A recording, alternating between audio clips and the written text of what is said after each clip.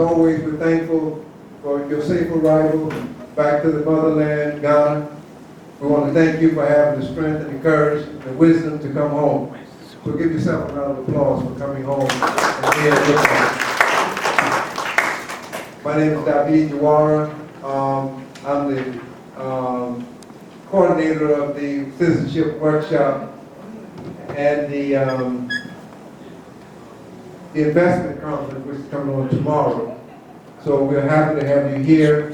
We're happy also that our brother Maulana continues to stand strong.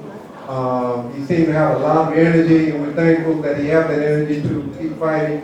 We have organized these tours, and we're also thankful to our big brother, Dr. Maulana, who is going to be lecturing and giving you information on citizenship. So I'm not going to talk long, but I do like to recognize some of the elders that have been around.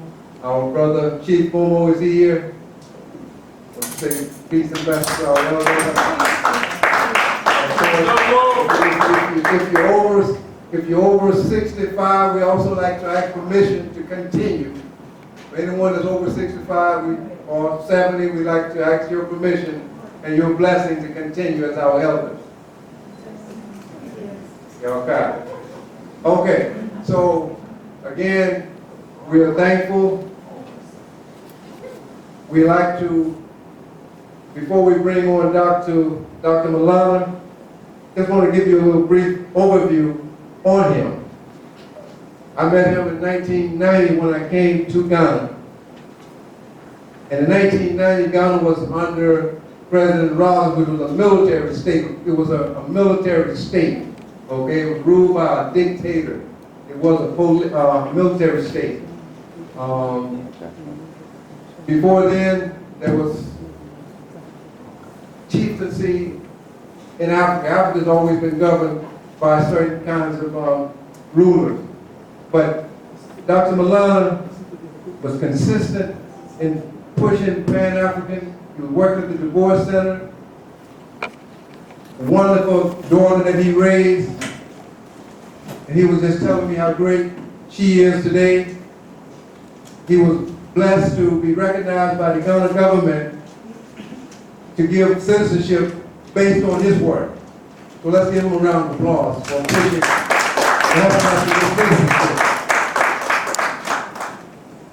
And to show you how grateful I am, because through his effort, I was able to get citizenship in 2019.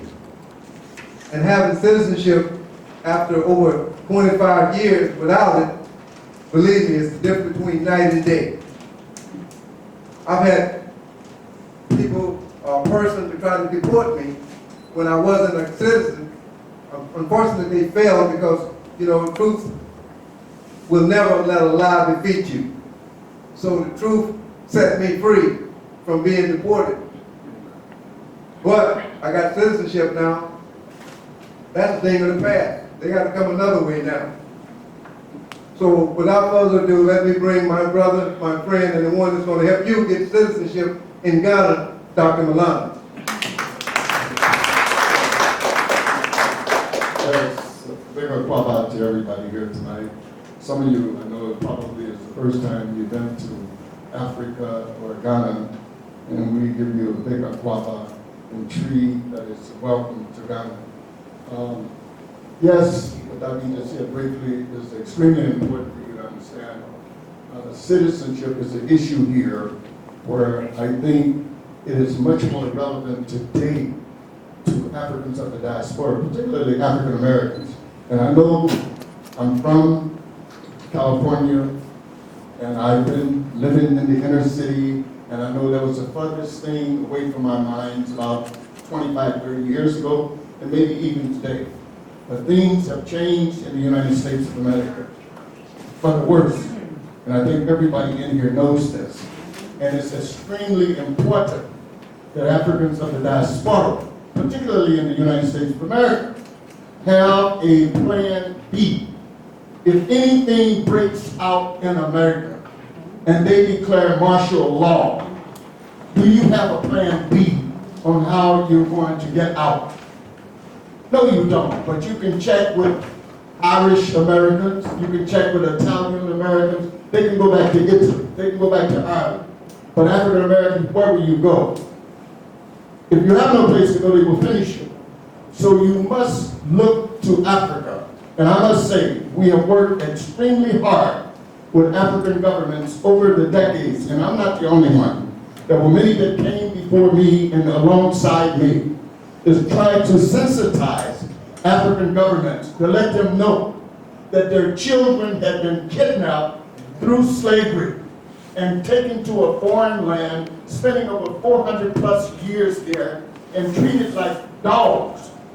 And now you see policemen shooting our people down in the streets, and it's going to get worse. So you must now look at Africa, and African leadership. Governments now are more sensitized, and now they're saying, come home, come home.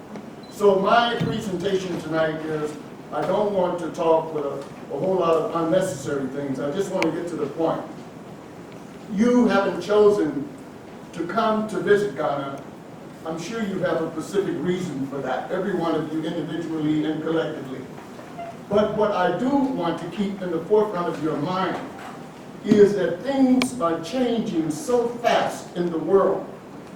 And me being from the U.S., obviously, I have a soft spot in my heart for the children who are trapped there and cannot get out. So I am saying to you that you should pay very, very close attention to looking at Ghana and what I'm going to tell you tonight. And what I am walking you through is a process. The process is, first of all, it's understood. You just can't pack up and leave everything in America and just, immigrate here. We understand that. You can't do that. But what you can do, you can go what we say here, small, small, step by step by step. And that's what you need to be doing, is putting a plan in action. You know what I mean? A rescue plan for every dollar that you have, you should put 10 cents aside for an emergency. Don't emergencies come up? And there ain't no time when you're in the midst of emergency to start saying, well, what am I going to do? You must already have your plan B in motion. You can't be calling the Ghana embassy during an emergency, can I get a visa to go to Ghana? You can't be calling Delta Airways and saying, can I get a ticket, or can I buy a ticket on Delta Airways? There's an emergency going on in the U.S. No, these are things you have to have way out in front of you, reserved. And so what is happening right now here in Ghana? Ghana has opened her doors. All of you, I'm sure by now, have heard about the year of return. The year of return did not fall from the sky. No, the year of return came about as a result of me, people like David, and many others of us, Africans on the diaspora, on the ground, cultivating a relationship with Ghanaians. I myself volunteered, free of charge. 17 consecutive years I taught in residence at the W.E.B. Du Bois Center to educate Ghanaians and other continental Africans who were coming through about the plight of Africans in the diaspora, particularly African Americans, because many of them didn't know what we were going through. The European or the white man would tell them one thing about us and then tell us one thing about them, and so we had no kind of connection. But God being so great, the African ancestors being so great, they gave me a platform. And the platform was that I spent 17 years in residence. I was a research fellow with the Ghana National Commission on Culture, probably the first African of the diaspora who did that. They paid me money to study the history of Ghana, where Ghanaians came from, what was the origin of Ghanaians. And you can look at the maps here and see that the Ghanaians were the original people of Israel. Ghanaians were the original people of Egypt. Ghanaians were the original people of where you have Syria today, where you have Iraq. Those areas going back 6,000 years before Christ were all black-dominated areas. So me having studied that and worked hard to educate Ghanaians, even one of the ones who became a president, who came to my class before he was a president. And so by the time he did become a president, it was easy for me to talk to him, you know. But to educate them to who we are. They know now. So the year of return came as a result of the cultivation of works that we were doing with Ghanaian officials to tell them that your children are crying out in the West. They want to come home, but you've got to give them an avenue open for them to come home. Because our people who have been coming, you know, it costs you a couple of $1,000s for you to save up money to come. I have been just looking over the decade. African Americans come with their dashikis, their cameras, and you know, they just come as tourists, spend literally millions of dollars. I said, no, that ain't right. You're not getting nothing for your money. You're not getting nothing, and you're not helping to change the situation or the narrative on the ground here of your mother. What good does it do for you to be a Condoleezza Rice or Colin Powell or Barack Obama wearing the best of clothing, the best of cars, when your mama and your daddy's village is in abject poverty? The world looks at the black man not through what you got in America. They look at the black man and black woman through the lens of Africa. As long as Africa is suffering, they will say, you niggas are not ready. So we have to change the narrative of Africa if we're going to get the respect around the world. Do you get what I'm saying? Yeah. That's right, you got to change Africa. Because Africa has gotten so deep inside of herself that those who were not captured 500 years ago and didn't go over, as opposed to those who were captured as us who went over. There was a paradigm shift in mentality. Oh yeah, there was a paradigm shift. You didn't get on that ship and sail on that ship for 3 months in the Middle Passage and then get your whipping after you got to the cotton fields of Mississippi and go into that without there being a paradigm shift. And you called Jesus. Jesus didn't come. You called God. Didn't come. You came to the realization that God is within you. Is within you. So we were strengthened. Whereas our brothers and sisters over here, they didn't go through the fire like we did. They remained. So now that we're coming back, we are black people, but you can see some difference on how we relate to each other. You understand what I'm saying? But it shows that we have the love, and this is extremely important, is to have the love for your mother. Africa is your mama. Africa is your mother. And now the mother who's been crying out for her lost children, the children are returning. And so what we got to do now, we got to come not as tourists. You are not going to change the narrative coming as a tourist. And let nobody tell you you don't have a right to be here. This is nonsense.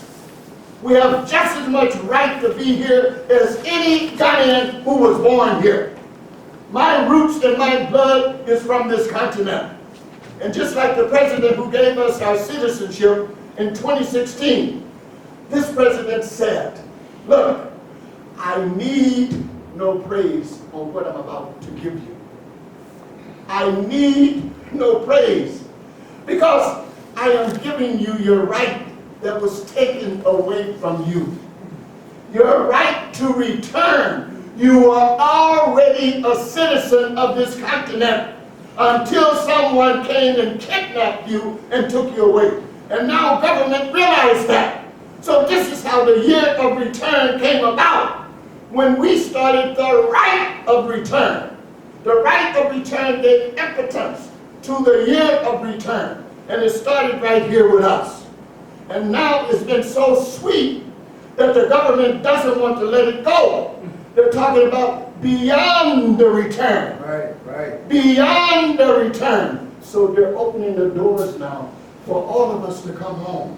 beyond the return. So ladies and gentlemen, what I am saying is that you must have that plan B.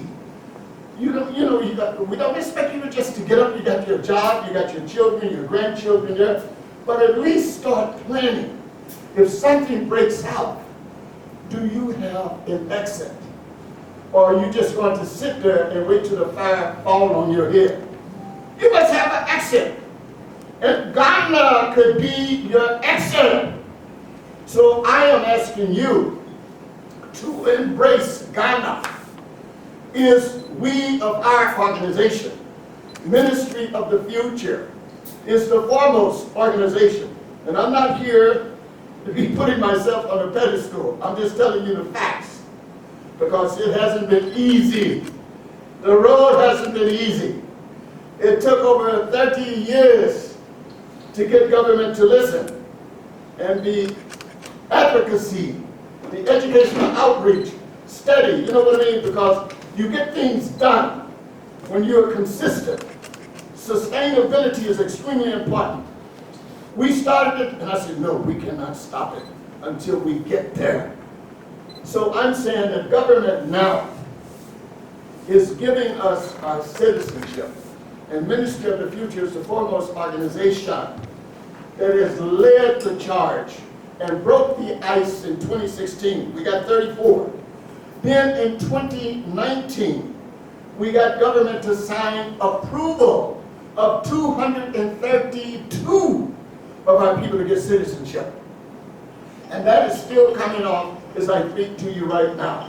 So what I would ask of you, while you are here in Ghana, join Ministry of the Future to get an application with our organization so we can start the processing of you making your way back here. Like I said, small, little by little. So if anything happens, you know you have a second home here. And Ministry of the Future will secure that for you. We work directly with the Office of the President, Director of Diaspora Affairs. So we're not joking. You know, when we have the record, we have the proof, we have the evidence to show that we are getting the job done. Let me ask you this, ladies and gentlemen. How many of you in the audience right now feel that you are safer today in the United States of America than you were yesterday? Can I get someone to answer that? Sir, you're a senior. Can I ask you the question? Do you feel that you are in a safer position in America today than you were yesterday? No. No, because of the political aspect of things, where you said we were captured, which we were. Kidnapped. Yes, kidnapped. We are still being oppressed through other means, through prison and other situations. We're still slaves in certain ways. Do you think it's going to get any better? No, it's not going to get better until we have a complete overall change. Is that possible? No, not in my lifetime. Thank you very much. No. Did you hear that? Yes. No. I would ask the next question. Do you think that within the next 5 years in the United States of America, things will come back to a normal state and that you would feel that you are very secure? Madam, can I ask you that question? My answer to that is no. Wow. It's never going to go back to where it was before. And then when it was before, you weren't safe then. So I just think for black people, they just really tolerate. America is not our home. Never was, never will be. They just tolerate black people. Thank you very much, madam. Now, these are profound statements that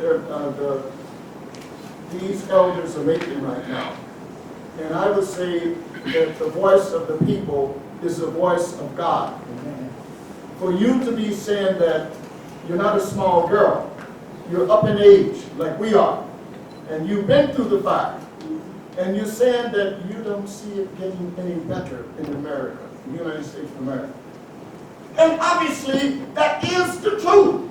Right. You can see it all over the world, that it's going to get worse before it gets better. But I think the question that you have to ask yourself, what are you going to do today, if not for yourself, for your children or your grandchildren tomorrow? Are you preparing the way for your grandchildren or your children? Mr. Elton, can I get a question to you on that? Please. We have to know what the pulse of the people is. I grew up in a system where they chose Caucasians or blacks in education and sports. They do the same thing right now in jobs. And I need for my children to be with their people and be safe. So I'm making the necessary changes for them to be able to come home to Africa and change the narrative for them and for my people. And because the United States is never going to change. They don't care about us. They're killing us right now, every day. Every day. And it's not going to stop. So it's time for us to come home. Yeah, boss, to go home. Thank you very much. Thank you very much. This is not now. Yes. And you as a black person in America, if you think it is going to change, you're just fooling yourself. You're dreaming. Just fooling yourself. Did you hear what the elder said? Yeah. If you're a black person in America and you think it's going to change, in other words, you say you're fooling yourself. Now, if a young person said that, maybe I would say, yeah. But for an elder to say that, Charlie, the voice of the people is the voice of God. It is not going to change. And what you need to be about the business right now, if not for yourself, for your children or your grandchildren, have a plan B in motion. And Ministry of the Future can help you to relocate here. We can help you to get your paperwork and everything you need in order. Now, what I would like to do right now, I want to bring someone up who is with the law firm, indigenous law firm, that works with Ministry of the Future to help our brothers and sisters when they're coming home to get their papers straight, resident permit, visas, citizenship. Bishop Loco, please come up. Let me introduce. Give everybody a hand. Come up to the mic. This man here is with the Quezon Law Firm, and Bishop Loco and I work very close together, my brother. And I would just like you to say a couple of comments to the brothers and sisters. They just arrived. Many of them have just arrived in Africa for the first time. So make it brief, please. Good evening. If you can hear my voice, I can also identify that we are one. The voice that we are sharing today started way back. Long ago, like a word from. And today, the battle has come ended. We are going to fight and continue to fight. You are all welcome. This is your safe haven. Ghana is your safe haven.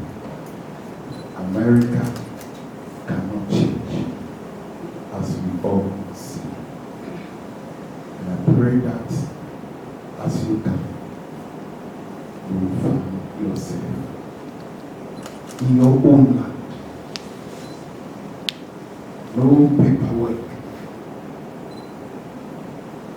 can give you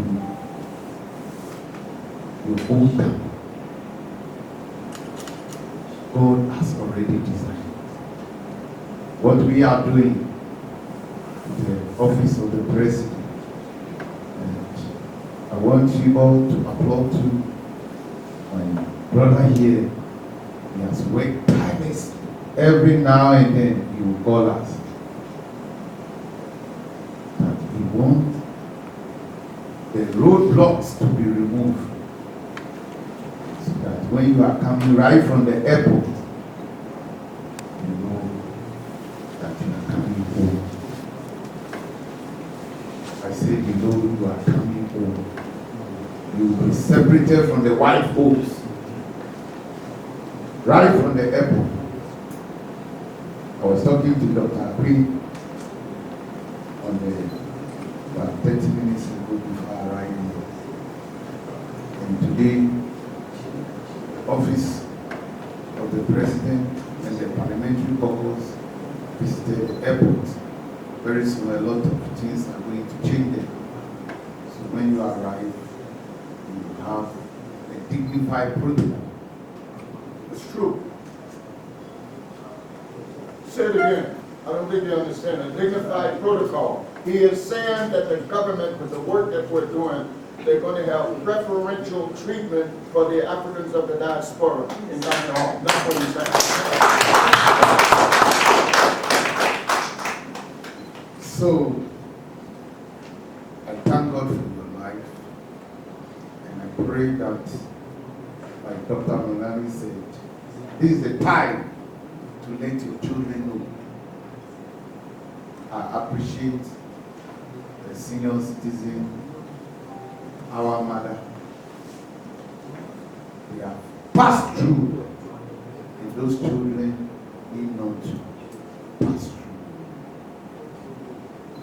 The chocolate that they paste on the biscuit for them to lick is from Ghana. It's from Africans. So why do you reject your own and depend on inferiority? Faking, tell us lies as if they are for us. This is the time. The truth must be told. God bless you. Ladies and gentlemen, you can see the stage is being set, and it's no joke. We have worked hard with government to sensitize government in the immigration department that we are not going to stand in line in Ghana like the Russians, the Chinese, the Lebanese. No, our case is different. The Russian was not kidnapped. We were kidnapped, and I want Ghana to understand that. Most of you don't know. Let me just tell you a little history here about Ghana. Do you understand or know during the peak of slavery that lasted over 400 and some odd years, the Europeans had built 66 slave ports from Senegal all the way down to Angola. 66. I want to pick your mind educationally right now and ask you, of the 66 from Senegal down to Angola, which is near South Africa, how many do you think Ghana had of that 66 slave ports? Can anyone take a guess in here? How many slave ports do you think Ghana had? Around 40, 42. Anyone else want to take a guess? Ghana had 46 of the 66. Now do your mathematics. That means that either we are from Ghana or we came through Ghana before being taken over to Jamaica, Mississippi, Georgia, all of those coastlines, the Carolinas. We either are from here or we came through here. So this is the narrative that we put to government, that Ghana has a moral obligation to bring its children home. Ghana has a moral obligation. And then the other tier, the benefit to Ghana, we have been outside, we have applied skills, we have applied knowledge, and nobody knows the white man better than what we know him. We know him. We know him closer than his jugular vein. You understand me? So we can come here and build this continent because we built the United States of America. Right. If we built America, why can't we build Africa? So ladies and gentlemen, what I'm saying, you got to start now, not tomorrow. When you leave Ghana, get off this plane and come back through New York or Atlanta, wherever you go, my sister just said, ain't nothing changing. Yeah. I mean, anytime somebody, look, let me give you an example so you understand the internationalization of diplomacy and law. The reason that they can shoot an African American down like a dog in the streets and then get away with it is because there is no country in the world called African American. And we don't have an ambassador that can file a complaint at the United Nations on our behalf, because the American government has the American ambassador there.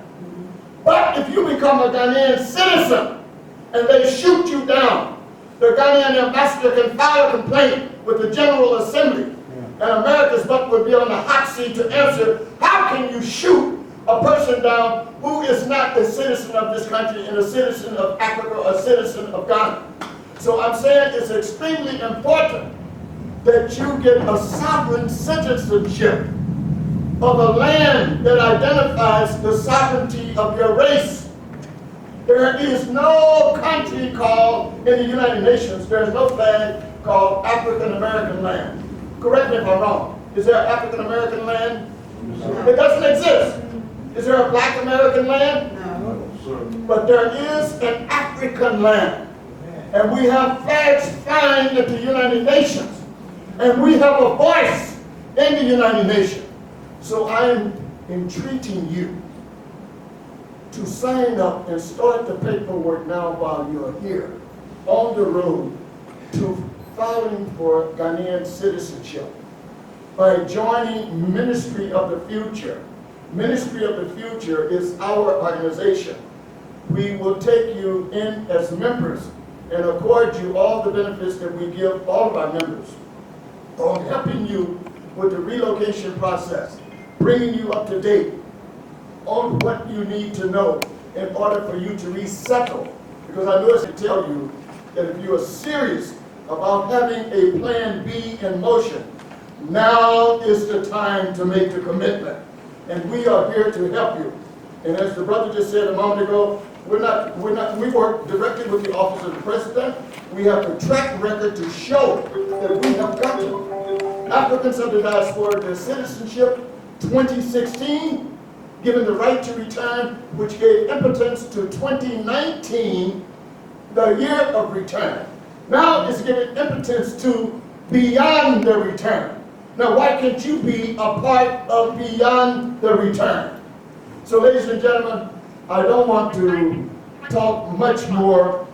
I've said a lot and I have a lot more to say, but I think what the most important thing is for you to get the message that Ministry of the Future, which is the NGO that I am the founder and chairperson of, is the foremost organization, as Brother David said, that actually work with government to break the ice and stop the nonsense of us just coming as tourists and let government know that we want to get something for our money.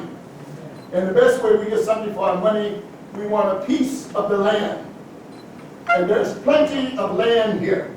And let me tell you, you can drop a seed on the soil here, and the brother will tell you, because he's into farming. We have 2 to 3 growing seasons within the year. The soil is so fertile. If anybody says they're starving in Africa, it's propaganda. They got wild banana trees all over. They got wild, I don't know, you don't know what plantains are. These are the big, huge, like bananas that give you a lot of protein. We got wild avocados, they grow wild. We got wild mangoes. If you go to the eastern region, you can see miles and miles and miles. Big, juicy mango trees. You understand what I'm saying? We got 750 kilometers of shoreline. Fish.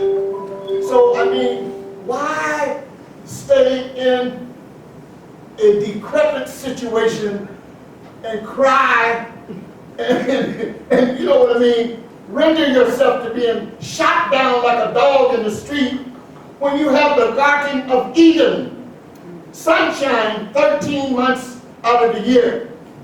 You understand what I'm saying? I mean, it doesn't even make sense for you to be suffering there. But now, in the past, you didn't know. But you no longer can say you don't know.